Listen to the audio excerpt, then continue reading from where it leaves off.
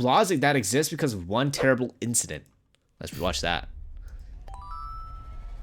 Zach's law means that Zach's troubling law. anybody Zach's law. deliberately with the intention of causing them seizures is Oh. now a criminal offense. The crime was Oh, so shocking. yo, so I made a TikTok. I was like, what if someone made like a video with a seizure? And then like, because back then TikTok had this weird feature where you couldn't scroll past the video because it was like an exploit. And if someone put like a seizure warning there, that shit would have like, that shit would have been Rachel dangerous. Hoffman's name.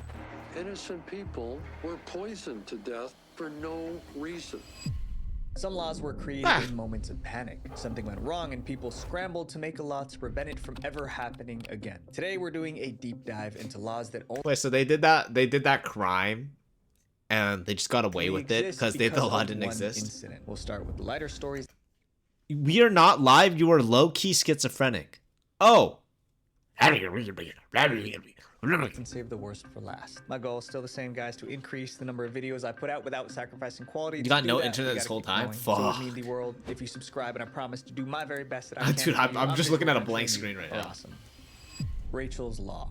Rachel's Law exists because a young woman trusted the police, and that trust cost her her life. The law is We got a whole law named after because a police officer fucked up. What the fuck? 23-year-old Rachel What happened? Hoffman. In 2008, Tell me. Rachel graduated from Florida State University. She was young Florida. and full of dreams. She wanted to attend culinary school and become a chef. Her mother later described her like this. She was beautiful, she was talented, she loved music. But Rachel had a secret. She occasionally used substances. Ooh. Rachel was a pothead, and Rachel sold marijuana to her friends out of her home. That same year she graduated, Rachel's neighbors smelled pot coming from It's always the people that want to be chefs. Not me though. Not me though. her apartment. They called the police. I'm an alcoholic, Arrived not a and drug. searched her I don't home. use Inside, drugs. They found pot. And we found roughly a quarter pound of marijuana. It was present during a search warrant for sure. And if you were to hold that, how much would that be? Baggy.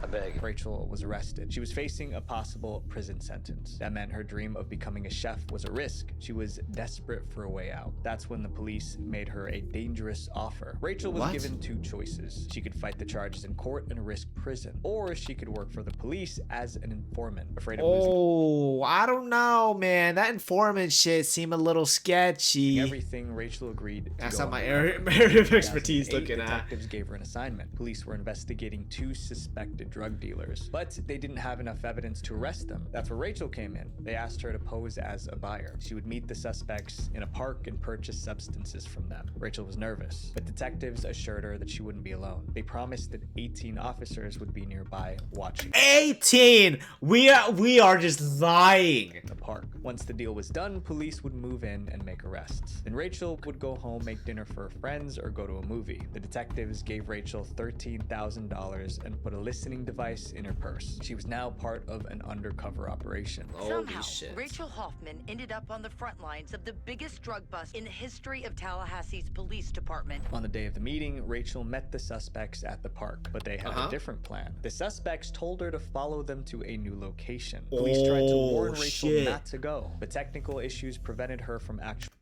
Oh, I thought the informant was like, sell them drugs and we'll arrest him. receiving that message. She got into her car and drove off. Police tried to follow, but they lost This sight less of her. That was sketchy? the last time she was seen alive. Rachel and the two suspects arrived at the new location. Did they know she was an informant? Is that what it was? But they never planned to sell her anything. Their real goal was to steal her money. Then one of them noticed the listening device. The situation turned deadly. They realized Rachel was working with the police. Before she could escape, the suspects ended her. 2 days later, police arrested the suspects. Investigators from the Tallahassee Police Department had Mr. Green and Mr. Bradshaw transported back to Tallahassee.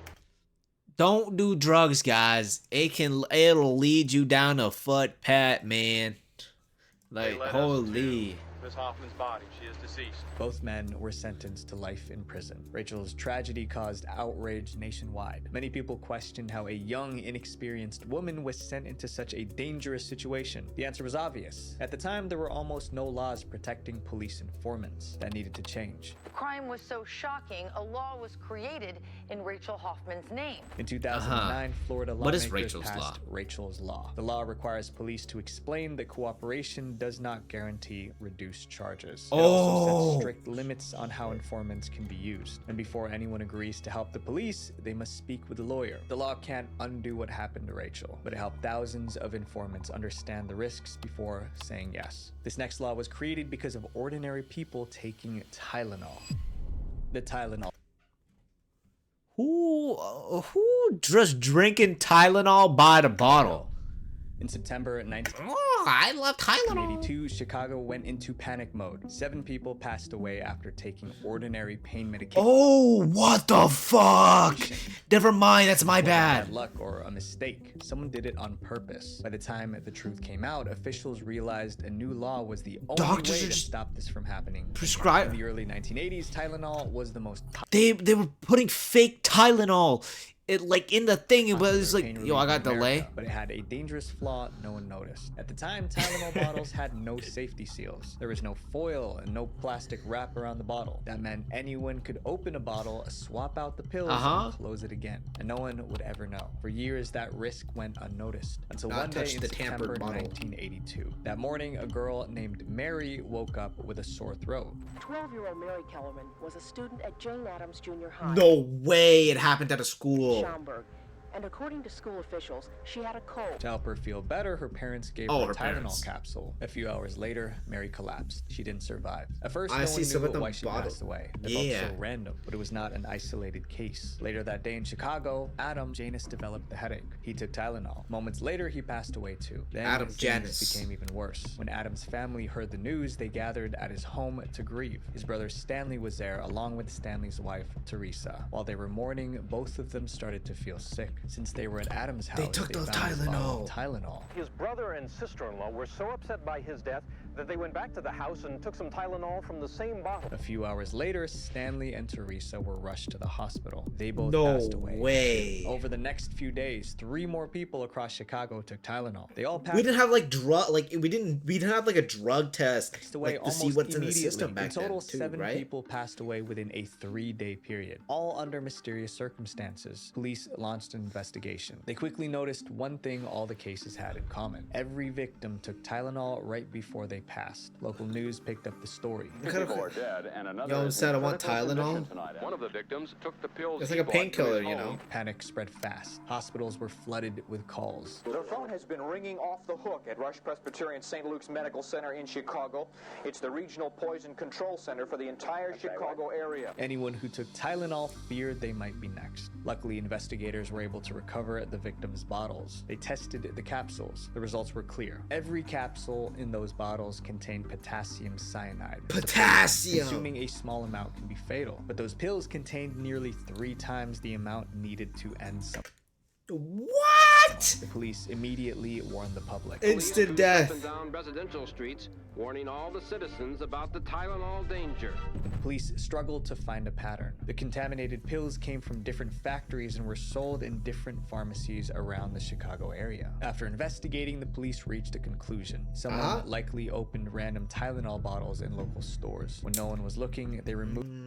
People just like be doing like what kind of person you gotta be to just like I think I will put potassium cyanide in people's Tylenol bottles in the store. The real capsules and replaced them with the poisoned ones. Then put the bottles back on. Come the shelves. It was on, easy how because the bored bottles you gotta didn't be, have bro? How much of a safety seals. loser? Don't know the extent of the contamination, so I think at this time it would be wise not to take extra strength Tylenol at all. Police alerted Johnson & Johnson, the company behind Tylenol. The company pulled every bottle from shelves nationwide. In total, 31 million bottles were recalled, but the real problem remained. In general, medicine bottles were still easy to open, and whoever was responsible could strike again. So manufacturers made a major change. They redesigned the Tylenol bottles with 3 layers of protection. First, a foil seal over the opening. Second, Holy a tightly shit. sealed cap. Third, a plastic wrap around the bottle's neck. If any seal was broken, consumers would know immediately. This became known as tamper-proof packaging. Other companies followed suit. Soon, every medicine bottle in America had safety seals. But packaging wasn't the only issue. At the time, product tampering was only a state crime. There was no strong Ice federal cream? punishment. That needed to change. In 1983, Congress passed what became known as the Tylenol Bill. The law made product tampering a federal crime. Anyone caught Federal! could face anywhere from 10 years in prison to life behind bars. The government hoped this would discourage people from repeating that crime, but it didn't. 3 years later, in 1986, a woman named Stella Nickel wanted to end her husband, so she added deadly pills to his medicine bottle. Her husband passed away, but the police later discovered what she did. Stella Nickel Dude, you have like a disagreement with a person, you have like a really bad argument with a person, and if the first thing you think is that I want to kill this person, that you need to be sent to an asylum. became bro, the first person ever convicted under the new law. She was you are sentenced part to of the. Maybe they weren't the problem. You were the problem. years in prison for product tampering. So every time you see a safety seal on medicine, remember this law. It protects millions of people from getting hurt. This next story is about a tragedy that went down in history: the Station nightclub fire.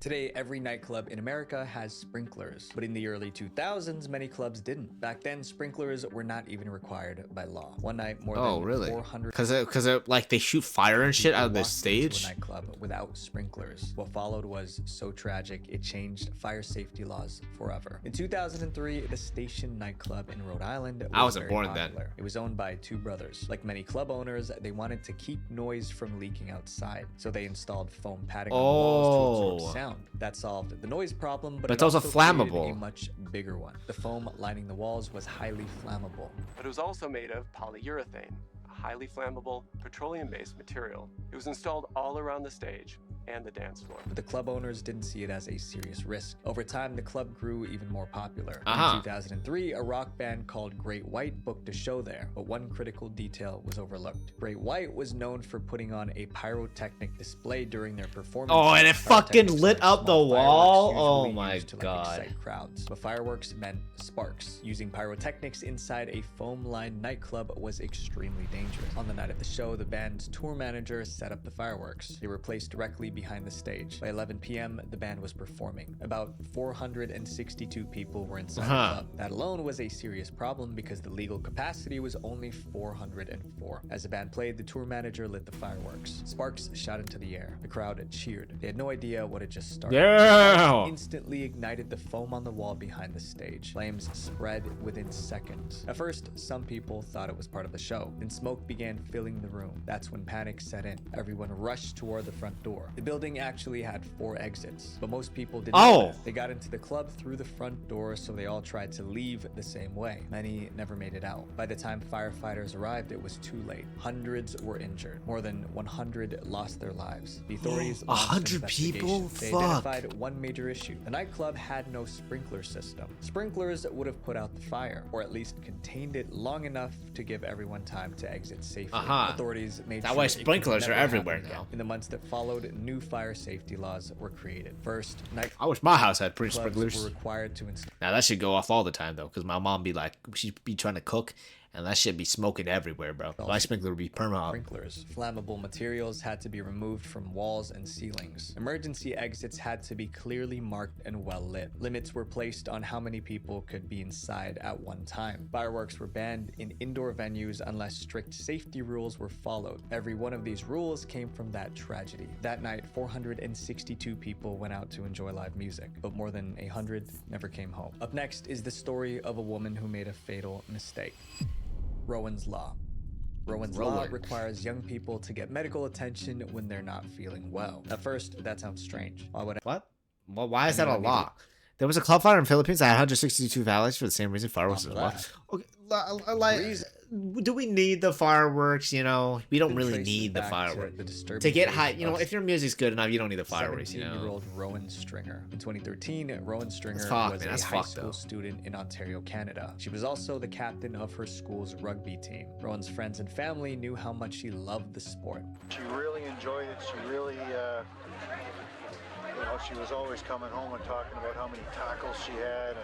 And Rowan gave everything on the field, and that intensity would later become part of the danger. Rugby is a physical sport. Yeah. Players constantly collide into each other and hit the ground. Those impacts can cause serious injuries. Rugby. One of the most dangerous is a concussion, which is a brain injury. Many players didn't understand how serious concussions were. In the spring of 2013, Rowan's team played several games within a week. During the first match, Rowan took 2 hard hits to the head. She felt dizzy afterward, but she didn't tell her coaches. She stayed in the game. Later that night, Rowan was still feeling off. She told her friends she thought she might have a concussion, but she never saw a doctor. Instead, she focused on getting ready for the next game. It was a decision that she would not recover from. At the next match, things became much worse. Rowan was tackled repeatedly. Each time, she hit the ground hard. After one fall, she tried to stand. She couldn't. Coaches called for help. The game stopped immediately. Rowan was rushed to the hospital, but doctors realized this wasn't a typical concussion. They diagnosed Rowan with second impact syndrome. This happened. What is second impact syndrome?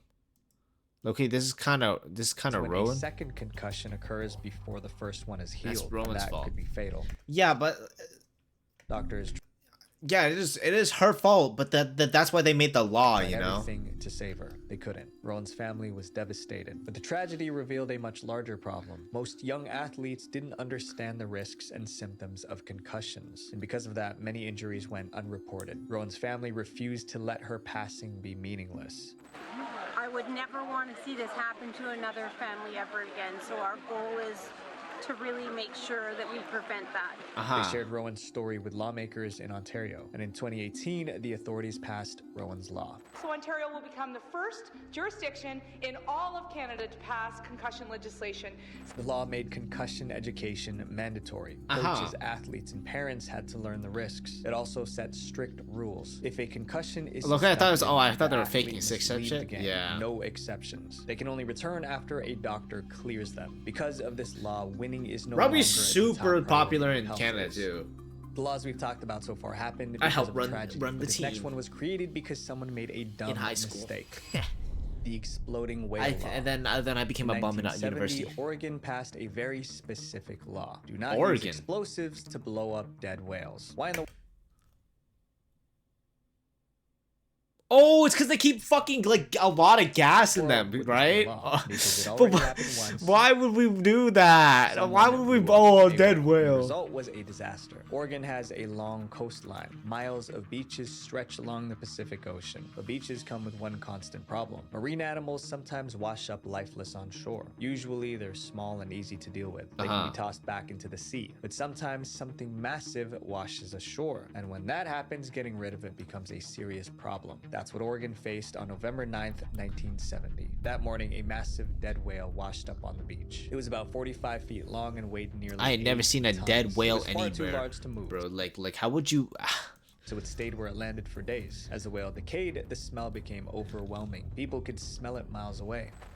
It had to be said, the Oregon State Highway Division not only had a whale of a problem on its hands, it had a stinking whale of a problem. Local officials knew the whale had to go, but every option seemed impossible. Burying it would be too difficult. They would have to dig a massive hole on the beach. Towing it back out to sea wasn't realistic either, so Oregon authorities held a meeting to decide what to do. An engineer named George Thornton had an idea. It sounded like a good plan, but in reality, it was a terrible idea. George's plan was simple. Use dynamite to blow the whale into small pieces. Then birds would eat what was left and clean up the beach. George was an engineer and had experience using explosives on Yeah, but we don't. Well, okay, it's like so we know like cows got like methane gas in them, right? The whale's gonna have it obviously too, bro. Wouldn't be too Or not different methane from a gas, boulder. but gas. That assumption didn't hold up. On the day of the blast, hundreds of spectators gathered on the beach. Everyone stood what they believed was a safe distance away. A reporter showed up as well. George and his team brought half a ton of dynamite. That's roughly 1,000 pounds of explosives. They packed it around the whale's body. Then they pushed everyone back even further. The countdown began. Then the explosion. People cheered. For a moment, it looked like the problem was solved. It wasn't. The Then I'm not a explosion launched zoologist. massive chunks of whale into the air. Then it rained down across the beach. Debris landed as far as a quarter-mile away. One huge piece crashed into a parked car and crushed the roof. When the smoke cleared, Oh, I thought like it was the gat. No, it's just oh yeah, you're right. Yeah, it's like a yeah. realized When something they now explodes, had a you know. bigger mess. Massive pieces of whale were spread across the beach. They were too heavy for birds to carry, and somehow the smell was even worse than before. It took dozens of workers That does hours make to sense. collect whale pieces scattered across the beach. An official. But I feel like when something dies, like it has a lot of gas in What it. they should have you done know? from the start. They It buried produces a the lot of remains gas. in the sand. The Isn't incident that a fact? made national news, and Oregon became a punchline. But the embarrassment forced the state to confront a real issue. There were no clear rules for disposing of large marine animals. That ended after the whale. Oregon changed its policies. Explosives were officially off the table. When a large marine animal washes ashore, workers dig a deep pit, roll it in, and bury it. The state remembered that lesson. In the next 10 years, 41 whales washed up. Decompensation on carries Oregon methane. beaches. This Yeah. time, no one reached for dynamite. History did not repeat itself. This next law was created because of absolutely horrible internet trolls. It's just gonna be like, I'm sorry, my whale carcass is not covered. Zach's Law. Yeah, we can't Zach's help Law Chile, exists because do someone that. posted an image on Twitter. It doesn't sound Zach's dangerous, Law. but there was something about that image that could have caused millions of medical emergencies. To understand why, we need to start with the boy the law was named after, Zach Eagling. Zach was an 8-year-old boy living in the United Kingdom, but his life was very different from most kids his age. He was born with 2 medical conditions, cerebral palsy and epilepsy. This made everyday tasks difficult. Even simple movements took effort, but Zach didn't let that define him. He wanted to help others facing the same challenges, so he decided to raise money for the Epilepsy Society, a charity that supports people with that condition. Zach planned a sponsored walk. He would walk 2.6 kilometers in laps around his backyard, and he was going to do it without his walking aid. Zach hoped it would inspire that's people fire. to donate. It did. Unfortunately, it also inspired evil people to act. The sponsored walk was scheduled for May 2020. Zach's mother filmed him as he slowly moved around the 2020. backyard. That's kind of It was recent. his longest distance he had ever walked on his own, and he succeeded. Right up to the wall. Zach's fundraising feat raised over £21,000. The video of Zach's walk was shared on the Epilepsy Society's social media. He Cerebral got a palsy is ton just rough of as hell. views. Messages of support poured in. Then the internet showed its darker side. Internet trolls posted flashing images and GIFs on the Epilepsy Society's You Twitter are account. so. They knew exactly what they were doing. People, what the fuck? Flashing images can trigger seizures in people with epilepsy. These are some bum ass bitches, bro. They have nothing to do with their lives, and they just decide to. Oh, I'm gonna do this stupid They thing. tagged the posts with Remember, keywords most that internet would laws be are pretty picked up recent, by really. anyone who lived with the condition. Fortunately, Zach didn't have a medical emergency that day, but others weren't as lucky. Many reported seizures after seeing the posts. The Epilepsy Society reported the attack to the police, but officers said there was little they could do. There was no clear law against intentionally triggering medical emergencies online. That's when Zach's mother realized something had to change. Zach's family and the Epilepsy Society launched a campaign to protect people with the condition from online harm. They took their case to lawmakers in the UK, and in 2023, Zach's Law was passed in the UK. Zach's Law Is this means only in that the UK controlling right now? somebody deliberately Wow, people in the US can still just do this? with the Damn. intention of causing them seizures is now a criminal offense. The law also places responsibility on social media platforms. They must remove dangerous flashing content before anyone gets hurt. If they don't, they can face heavy fines. Zach's walk was meant to raise money for charity. Instead, it changed the law. Now, people with epilepsy have stronger protection online. You make me proud every single day. You drive me crazy. Yeah. But I think we are the best team ever. This next chapter is the reason why we have Amber Alerts. Oh. Yeah, y'all ever get... I get, like, mad Amber Alerts here. The Amber Alert Just not on a stream, though. But, you know. The Amber Alert system It's always some kid getting kidnapped. exists because of an incident that happened in Arlington, Texas. And it involved a little girl named Amber. And she got kidnapped. Hagerman. One Saturday in January 1996, Amber was riding her bike near her home. A neighbor saw her riding in circles across the parking lot. Moments later, everything went wrong. The black pickup truck pulled up beside her. A man jumped out and grabbed Amber. Then he sped away. The entire incident lasted only seconds. The neighbor called the police immediately. He gave a description of the suspect in his vehicle, but couldn't recall much else. And he rode up behind. That's why it's called an Amber Alert? Oh, yeah, that's so crazy. He picked her up, he turned around and come right back to here where his truck was, where the door was open, and put her in the truck. Police launched a manhunt right away, but the truck was already gone. The next day, the entire community that was joined a the color search. code or something? Search teams combed through I Arlington. guess Flyers not, were posted bro. everywhere, but there was no sign of her. 4 days later, a man made a terrible discovery. Apparently he was walking our dog and he had looked over the fence and had saw something white. Looked again and noticed that it was a body. Amber didn't survive. The community was devastated. As the Dude, shock settled, people began what asking the a painful fuck? question. What more could have been done to save her? That question led to a powerful idea. On the day Amber was taken, most people nearby had no idea it happened. Life continued as normal. If people knew what to look for, someone might have spotted the truck. Someone might have called it in. Local TV and radio stations already had systems to warn people about severe weather. So why couldn't they use the same system to warn people about kidnapped children? The Texas woman shared this idea with law enforcement and local broadcasters. They quickly realized That's why it's she was called right. Amber Police Alert. and broadcasters I collaborated. thought Amber Alerts were just for like emergencies and stuff like that, and like kidnap people. I didn't know it was exclusive. Is it just exclusively for Develop kidnap people? A public alert system for missing children. They called it the Amber Plan. Today we're unveiling the Amber Plan. Amber stands for America's Missing Broadcast Emergency Oh, what the fuck? Response. It was also named in honor of Amber Hagerman. When an alert is activated, it interrupts television and radio broadcasts. It appears on highway signs. It even pops up on phones. The goal is to get the public involved as fast as possible. After launching in Texas, the system expanded nationwide. And since 1996, the Amber Alert system has helped recover more than 1,200. Damn, that's Sadly, fucking the man who crazy. took Amber Hagerman has never been caught. This next chapter is about a building that people entered but couldn't escape. The Triangle Shirtwaist Factory. In 1911, many workplaces were dangerous, but few were as deadly Americans Missing Broadcast Emergency as the Response. Triangle Shirtwaist But everywhere's got an Amber system now, right? Factory in New York. So it's not The factory America. occupied the top It's a 3 backronym, floors of apparently. a 10-story building. Inside, workers made shirtwaists. Shirtwaists were a type of blouse popular with women office workers in the late 19th century and early 20th centuries. Demand for shirtwaists was high, so factories pushed workers hard to keep up. The work was exhausting, but workers had little power to speak up. They worked 9 hours a day on weekdays and 7 hours on Saturdays. But the long hours weren't the worst part. Safety was. Factory owners wanted to stop workers from taking breaks outside. They also wanted to prevent theft and discourage union activity. So during work hours, they locked almost all the factory doors. It was a large loft in which the Oh, door and then it probably fucking ignited, man. Holy. from the outside.